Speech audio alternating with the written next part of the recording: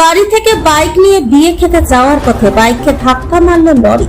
শামসেরগঞ্জের চশকাপুর ও ঘোষপাড়া এলাকার মাঝামাঝি স্থানে জাতীয় সড়কে দুর্ঘটনায় মৃত্যু হল এক যুবকের, জখম আরো দুই। মঙ্গলবার সকালে ঘটনাকে কেন্দ্র করে ব্যাপক চাঞ্চল্যের সৃষ্টি হয়েছে এলাকা জুড়ে। পুলিশ জানিয়েছে মৃত ওই যুবকের নাম ইয়ার মমিন, তার বাড়ি শামসেরগঞ্জ থানার ভবানীবাটি।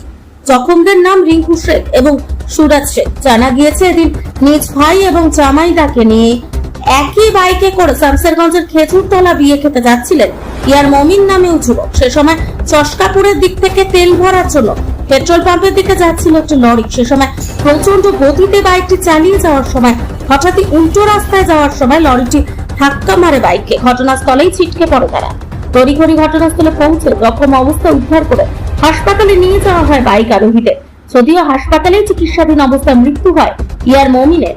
ঘাতক লরিটিকে আটক করেছে পুলিশ। হঠাৎ দুর্ঘটনায় যুবকের মৃত্যুতে শোকের ছায়া নেমে এসেছে পুলিশ। ড্রাইভার ছিল তার বেশি বাইক চালাচ্ছিল এই এখন কোথায় এখন নিয়ে গেছে বাইকের সঙ্গে কোন গাড়ি থাকতো এটা লরি একটা লরি আপনার পুলিশ আছে আর বেশি ইঞ্জুরি হয়েছে অন্য ইয়ার আর বাকি ছিল 2 লাখ ছিল রিঙ্কু এবং ছিল সুরাজ। তুমি কিসে ছিলে?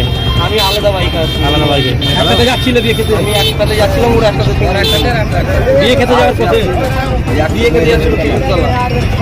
আর বাড়ি কোথায়? ধারাবর শামসেরগঞ্জ। হ্যাঁ শামসেরগঞ্জ। তোমার নাম কি?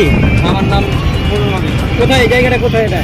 এটা ঘোষপাড়া জয়কৃষ্ণপুর। হ্যাঁ এটা দিবা।